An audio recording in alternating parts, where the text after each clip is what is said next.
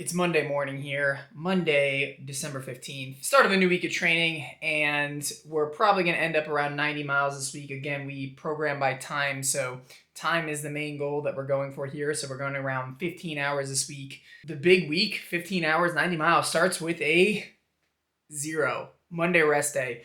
I love Mondays as a rest day for a few different reasons. Number one, it allows me at least to be in a place where after I go through a big weekend of a lot of running, so this past weekend I did an 18-mile long run on Saturday with a decent amount of climbing, and then yesterday did 10 miles, a little bit of a harder than easy 5K with Simba, and then an easy 7.5 miles. So then Monday I get to take the next day and rest and relax. And my favorite things to do on rest days is to just get as much sleep as I can. I usually wake up in the morning and I run or I start work or anything as such too. So this past night I got 9 hours of sleep. That basically just substitutes the 2 hours of running that I do per day. Banking sleep during rest days is 100% a recommendation if you can do it, just because the more sleep you get, the better recovery you get. What we're doing today, decent amount of meetings for work today. So usually my Mondays just kind of look like, I'm looking at my calendar here, wake up, go through all my emails, texts from athletes on the weekend, check in on everybody. I got a couple calls today with athletes, and then I got a call with Christian, my content manager, got a call with Brand about a potential partnership. And then, and that's the day. And then we're just going to rest, relax. Rest days are all about just getting as much rest and relaxation as you can. Obviously, we got work today, so it's not like 100% relaxing, but I will be walking around. I take the dog for a walk just to get the legs moving, just because when you are walking around or just moving your legs, it can be, a hike, it can be a bike, it can be yoga. Getting some movement in your legs on rest days is good. It's actually better than not doing anything at all because you get the blood moving around in your legs. So I took the dog for a walk this morning. I'll take him for another walk later. I usually would just get up and just kind of walk around the house while maybe looking at emails or something like that on my phone just to get the legs moving. But it's all about resting, relaxing, getting in a lot of protein, getting ready for the big week ahead. So first day of the big week is actually a 0, but I would say this is arguably one of the most important days of the week so that you can rest and recharge for the next one. It doesn't have to be a rest day. It can be a very, very easy recovery day. You don't have to take full rest days if you don't want to, and assuming that you can recover in time. But I usually like to have one rest day during the week as it allows my body to get a full reset before we go into a bigger week. As we move into more volume, progressing and everything like that, instead of a rest day, I just do a very, very easy, like super easy RPE, like 1.5 recovery run to shake out the legs. But that's today. So we're getting into some work and diving into some meetings today, and then just focusing on recovering and resting before the big week ahead. So yeah, enjoying this rest day. All right, about ready to go for this steady state workout today. So I've had a lot of solid food today, so I'm actually going to opt with some liquid carbs and caffeine before the steady state workouts. So we're going to be doing some Hyperlight H1C, which is basically their normal mix plus caffeine. So doing a full serving, 100 grams of carbs, 1,000 milligrams of sodium, 100 milligrams of caffeine. We're going to be ripping. So sometimes if I'm going later in the day and I've had a lot of solid stuff, I'll tend to go with more liquid. Today's workout is going to be 2 sets of 20 minutes at 4 to 5 rated perceived exertion with 4 minutes recovery in between. And then we're going to do about 25 minutes warm up, and then the cool down is going to be about 30 to 40 minutes. And then we're going to do some strides at the very end. Now you might be saying, whoa, Joe, hold on. Is this the content that you recorded for last week? No.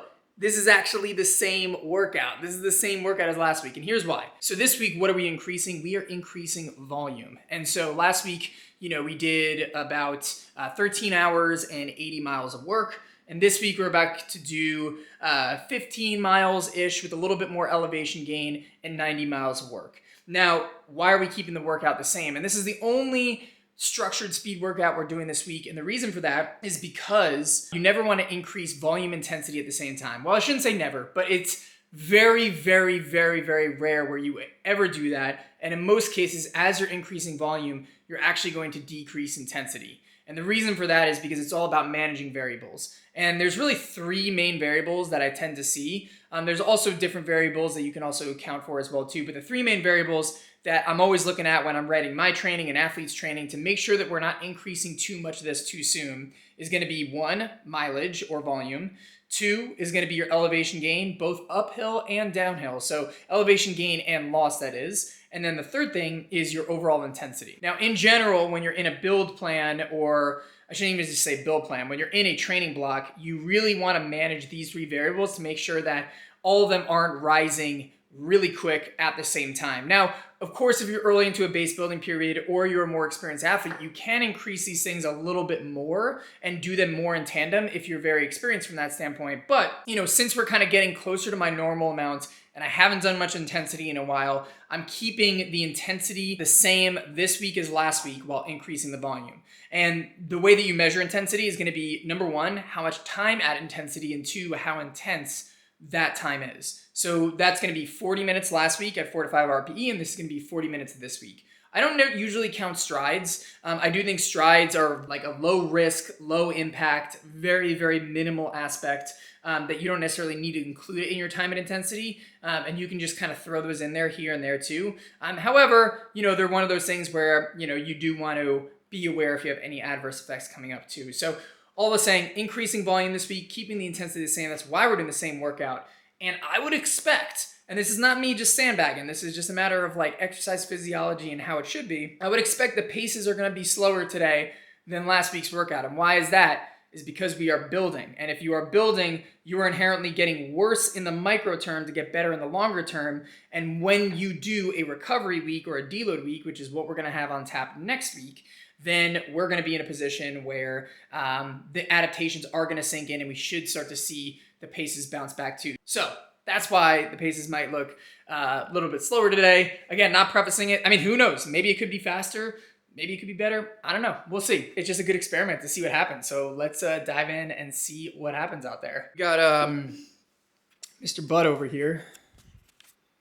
Right, Bud? And he's got his toy. Look what his toy is, by the way. Pennywise from It. Yeah, you messing up that clown, huh, bro? All right. Well, it's go time for this workout. 25-minute warm-up, 2 sets of 20 minutes at 4 to 5 RPE, 4 minutes easy at 2 to 3 RPE in between each set, and then 30 to 40-minute cool down with 4 20-second strides at 8 to 9 RPE with 60-second recovery in between. The Everyday Ultra classic workout. Let's stop stalling. Let's get into this workout. And here we go, baby. Let's go.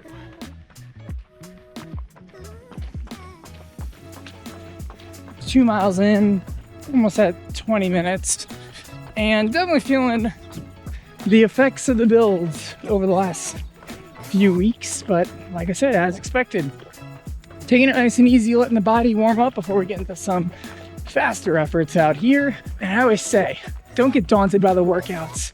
You can feel it, but don't let that daunt get to you. And I don't just mean daunt for the workouts, but daunt for races or anything. If you feel that like, oh man, this is gonna be tough, approach it with curiosity instead. What's gonna happen? What am I gonna learn about myself? How is this gonna go? Usually when you go with curiosity, it's a lot less of this pressure or fear because you're open to whatever the experience is gonna give you. So let's be open to this.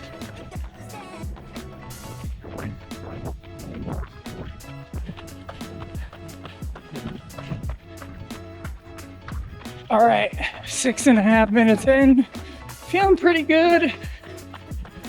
Definitely a little tight, but we carry on, baby. We're just going. Enjoying the ride, enjoying the vibes. That's all it takes. Ooh, yeah, baby. 6:53. Right in line. Right in line with last week. I can definitely feel the muscles are a little bit more, like I said, tight before than compared to last workout. But so is. The pace is still good. Like my engine just feels so good and smooth, which is nice. Which it looks like the legs just need to build a little bit more up with the durability, which is okay. A cheat code. Fuel during your interval workouts. Don't just leave fueling the long runs. Your body is burning so much more glycogen, which is like what the carbs refuel. If you fuel in your speed workouts, you're gonna have a much better performance. You're gonna recover better and you're gonna feel better. So fuel up, kids. All right, it's time for the strides. And you know, the legs actually loosened up a bit with the easy running. So we're gonna hit them a little hard. Now we're gonna do these ones uphill. Last one time we didn't do them uphill. And uphill strides are great for a few different scenarios. The first, if you're feeling a little bit more beat up, uphill strides are safer from a musculoskeletal perspective. And the reason for that is because when you're going uphill, you have less impact forces coming back at you. Because if you're going on flat, think about it, you are propelling and slamming your body down, whereas you're going uphill, the uphill does some of the intense work for you. So you're not like pounding the ground as much going uphill. Secondly, studies show that just some uphill strides for short bursts can actually lead to huge adaptations for uphill climbing. So if you're early in a block, like I am, not focused too much on pounding the vert, you're actually gonna get a lot of good climbing benefits out of it. And thirdly, they're just fun as hell. So we got this little hill right here, and we're gonna do 4 strides, 20 seconds uphill at 8 to 9 RPE with 1 minute recovery in between. And let's see. So the song I got going right now is One by One by Bring Me the Horizon.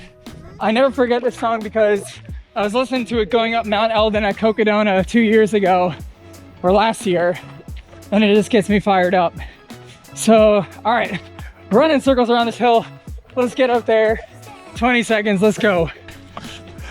Woo! Oh yeah, we're ready, baby. Ready for the rest of the week. That's the workout today. 14.17, about 2 hours. Steady state interval and strides crushed. That was another good workout in the books. The pace actually stayed relatively the same from last week, so that's a good sign. But we're seeing the fatigue, not in the engine, but definitely the legs. And bad, just tightness, you know, overall just kind of hard to fire the legs. All right, we're gonna get some grub and then we're gonna tackle the rest of the day. All right, let's go in. Post-workout spread, which first of all, most importantly, bubbly seltzer. My God. Seltzer after a run is just incredible. Bubbly is the best brand out there. There's no contest. We also got a smoothie here. It doesn't look appetizing, but it is. It's blueberries, raspberries, strawberries, all blended up with some whey protein as well. So good mix of carbs and protein. We got some more protein here with some Greek yogurt, 15 grams of protein, a banana for some extra food. You would have think I'd just throw the banana in there. And then we have a tamale here. So a nice pork tamale that we just heated up.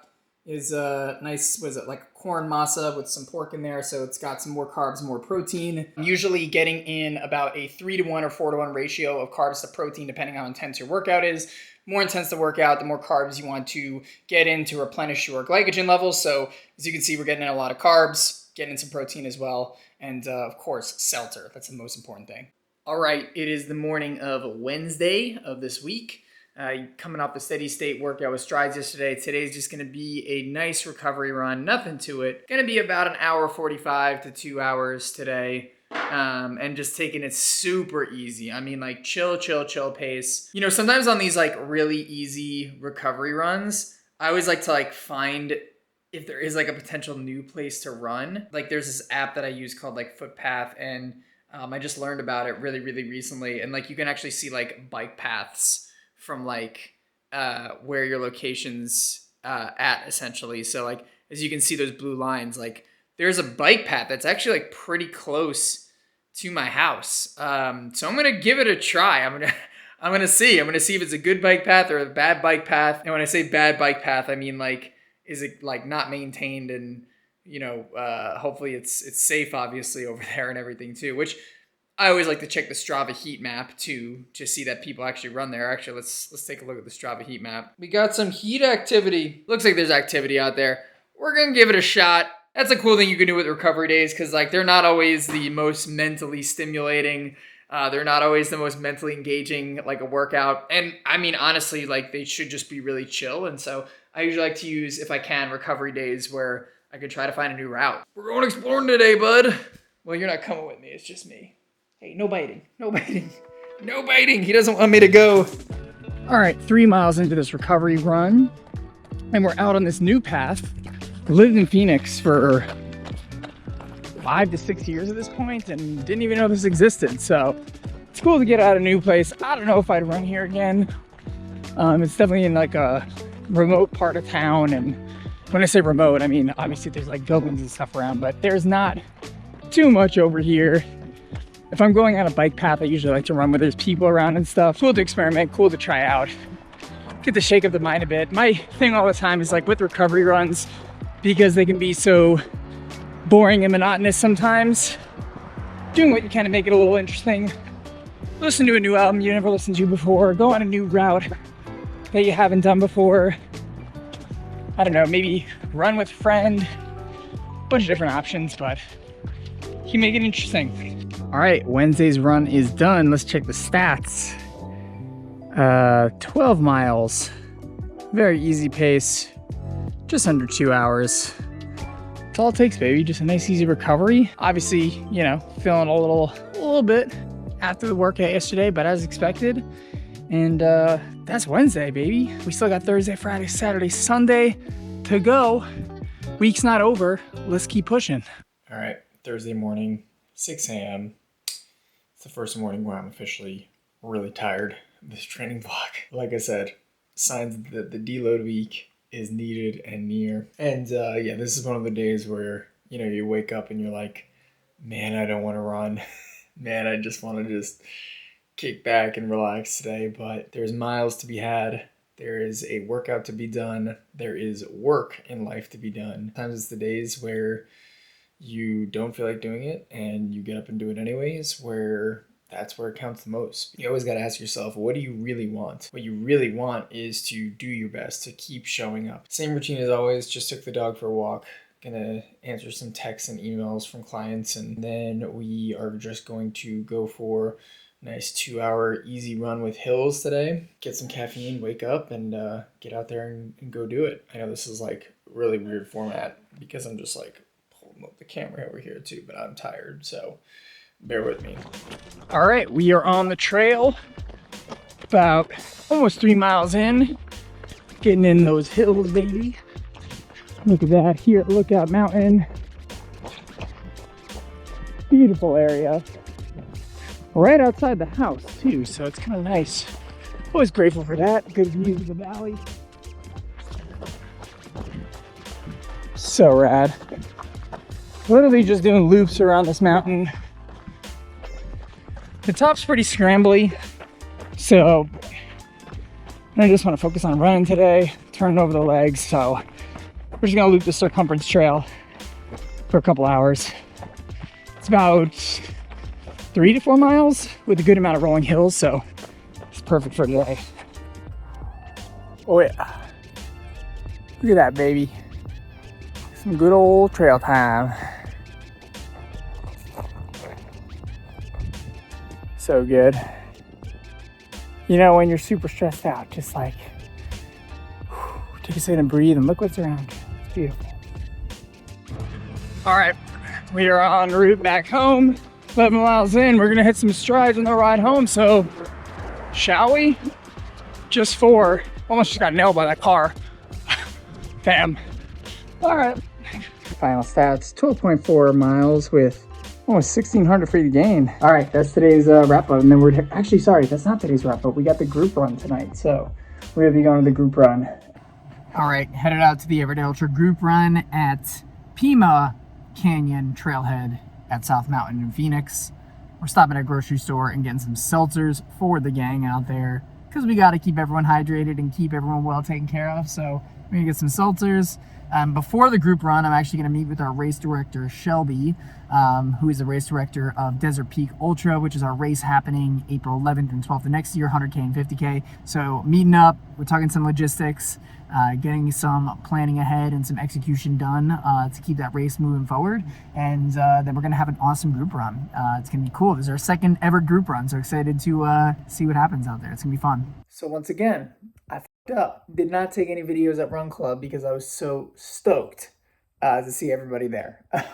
We had such a good group tonight. It was awesome. It was so great. I even brought everybody Christmas cookies, which was great, but about 5.5 mile run, and it was so awesome. I had so many great conversations, and we had such a fun time out there, and it was awesome. I could tell everybody was having a good time. A lot of people hung out at the end to chat, and you know I mentioned earlier today, I was like, it was a stressful day, but I remember being out there and just getting to see everybody interacting with each other, getting to interact with the runners. And I was like, this is all worth it for sure. So great way to end the night. Totals for today are 16 miles. What's 12 plus 5? 17? Yeah, I'm very tired. 17 miles for the day. And I think we had almost 2,000 feet of climbing today too. So gonna eat, go to sleep. And then tomorrow we got a fun day because we are getting joined by a friend tomorrow, she's a very talented runner. So super excited to have a good run with her tomorrow. I'm very tired. I don't know what else to say except for tonight was awesome and today was awesome. And I'm going to get the best sleep of my life tonight. Here with my friend Sydney. What's up, Sydney? What's up? Crushed this big mountain in the middle of our 2-hour run. How are you feeling today? I'm feeling great. Heck yeah. So Sydney, how long have you been running 100-mile weeks for? Over a year or two. Yeah, and you are how old? 21. Isn't that amazing? Like when I was 21, like I was an absolute degenerate. Like, and she's out here. Like, how many ultras do you think you've done? Probably 15 to 20. Crazy. And she's got wins, podium finishes, and everything. And what's super cool is she's documenting her journey to being a pro runner. So please follow her. Look in the YouTube notes. Follow her. She's got great content. And then we're gonna crush the podcast after this. Let's do it. All right, we gotta finish up this run, and then we'll podcast. So let's go hit it. Let's go. We are here on Saturday. I realized I didn't do a recap after yesterday's run. So yesterday's run, me and Sydney, we totaled about 12 miles, like 2,100 feet of elevation gain. Nice and easy. It was awesome. Re-recorded a podcast right after. Then got into a day of work, made some homemade pizza, getting carb loaded for today's long run, which we're out here. Let me tell you folks, I'm tired, but man, hyped at the same time. I think that, you know, being tired is not always an excuse for not being stoked and not being excited and not being able to channel that motivation. You know, one thing was really interesting to me was like years ago, I went to a self-help seminar, more or less, I guess that's the best way to put it. And what was super awesome is we learned this technique that it's like you can change your state in any moment. And what your state is how you're feeling. And what we do in life is we're trying to chase a certain state, right? We're trying to chase that state of fulfillment, that state of, you know, growth, that state of how we're just feeling alive on life, right? And sometimes we don't always have to be in a position where, you know, we have to do something to get that state. We can choose to be in that state in any moment. And it sounds cheesy and it sounds trite, but like, man, I think like, as you can say, like, see right here, if you like move around, really excited, you're animated, everything like that, you're actually going to change your state. So like even just watching this video, do an exercise where, you know, like stand up straight, like stand up proud, put a big smile on your face and see how you feel. Like you're probably starting to feel like a little bit more amped and excited and everything. Now, conversely, right, like be something where, you know, maybe you slouch your shoulders down a little bit, slouch your head, start to talk a little slower, look down to the ground. Like you can see the energy just start to shift down, right?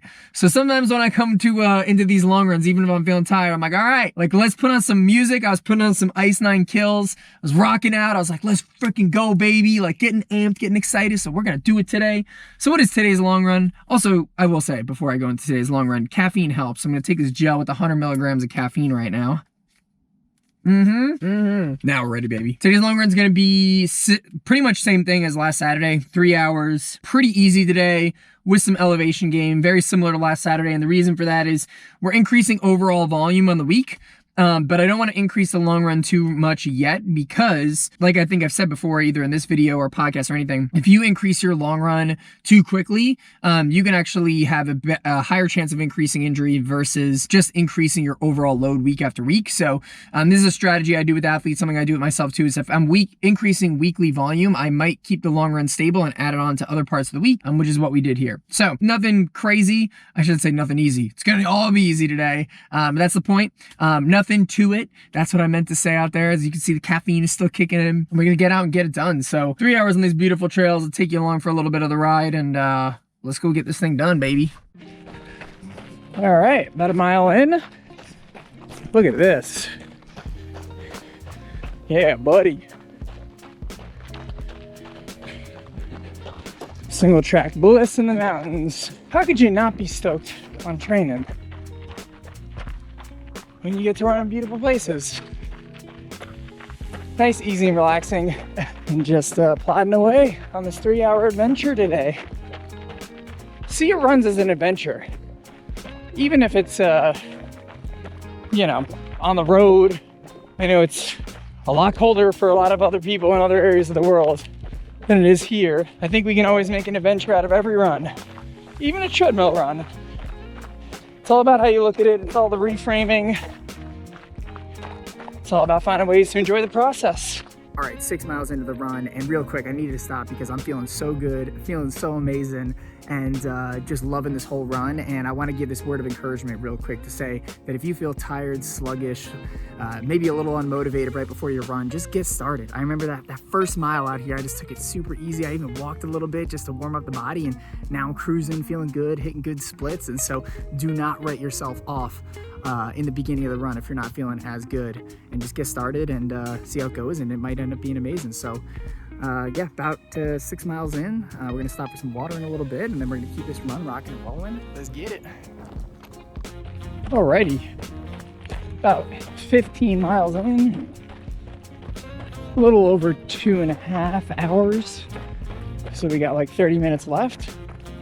Feeling great. I actually feel, it's interesting, a lot better than last Saturday's long run, surprisingly, even though I was a little more tired beforehand. Can't explain why, but I'll take it. Finish this up. Man, just got a little bit of work to do today. Not thinking about that now, thinking about the work that we're doing right now. Being present in the moment. 30 minutes to wrap this up, and then we're done, baby. Just finished up. My gosh, you know, when you have one of those long runs that just everything just feels right. That was that today. So stoked. Was it due to having a state switch right before and getting in a hype mode? Maybe. I don't know. I sometimes like to think it helps. I think that's the moral of today's long run is, you know, if you're in a place where you're feeling a little poopy pants right before a long run, just change your state, get excited, get hyped, and you might just find that you have an excellent long run. Let's look at the stats. Let's switch around. 18 miles, 3 hours, just under 2,500 feet of vert. Man, it's a good day, baby. Let's go. Western States, we're coming. That whole like last 2 miles, all I could was just envisioning being in the canyons, being on those trails at Western States is so far away, but like the stoke is high. Oh man. All right, well, let's get some food, let's get some coffee, let's get some work done. We also got date night tonight with the wife, packing because we're going to California for a week for the holidays. So it's gonna be good. That's a wrap on the long run. Very simple post long run meal here. You always want to make sure you get some carbs and some protein. So I just do oatmeal with a little bit of peanut butter, 1 scoop of protein powder. So I think this like packs like, I think 25 to 30 grams of protein, depending on how much protein powder and peanut butter I use. And then the oatmeal, I use like 1 whole cup. So I think it's about like 55 to 60 grams of carbs. And then I also got a Starbucks coffee, but I add protein cold foam. So it adds another 15 grams of protein. And then I already crushed this because I was super hungry, but I have a banana and then some berries as well too. So usually totaling about like 70 to 80 grams of carbs, and protein wise getting in about, 30 to 45 grams of protein, depending on, how long the race or the long run is. Longer than the long run, usually I try to get a little bit more protein. And then if I have back-to-back runs, long runs, I tend to get a little bit more carbohydrates. But that's kind of like the standard. Very simple. Yes, Mr. Simba making an appearance here. Very simple, but packs a punch and gets it done. So take a, yeah, he wants some of this, right? You're not getting any of it, bud. Oh my gosh. I'm sorry, dude. I'm sorry. I would take an absolute bullet for this dog. He's the best. What do you see, bud? Simba's first travel. Simba's first road trip. He's looking at the mountains. He's like, I want to be in the mountains. Aww. Where are we going, bud? We're going to California for Christmas. So we made it here in California, just outside of LA, Southern California. Beautiful day outside, it's 65 and sunny. We're here for the holidays with my in-laws for Christmas, which is gonna be awesome and a great time. But I will tell you this, we were in the car for 7 hours driving from Phoenix. I am tired and we were up super early, but we got to get it done. So here we are. We're getting it done. 2.5 hours. Nice and easy, just on the roads today. We got some plans to hang out with the family tonight, so I just got to do out the door and back. 2.5 hours, just keeping it super easy and chill. And listen, I was in the house and I was just like, oh man, like I can just chill for a little bit more, but I was like, nope, just get the shoes on and just get out and just go. Again, just got to get started. And this is the last one, and then we have a deload week. It's kind of nice when you have a deload week coming up, because then you can just be like, all right, next week's gonna be a deload week. We just gotta make it through this last push. Even though today's not a push, it's just a nice recovery run after yesterday's long run with some hills. So we'll be in a pretty good position. But yeah, let's get this thing going and just get this thing done. Let's go. 6 miles in, about 50 minutes in. And all we're doing is just focus on 1 mile at a time. That's it. If you're in a run that feels like it's gonna be long or it's gonna feel long, just focus on the mile you're in. That's it. I know when we get to Western States, I'm gonna push harder than I've ever pushed in any 100 miler ever. There's gonna be moments at Western States where I'm like, can I hold this?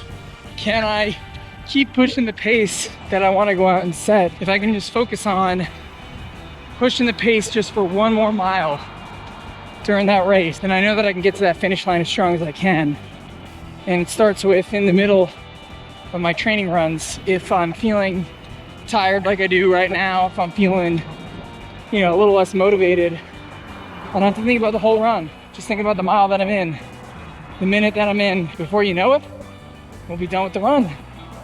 And that's it. That's all it takes.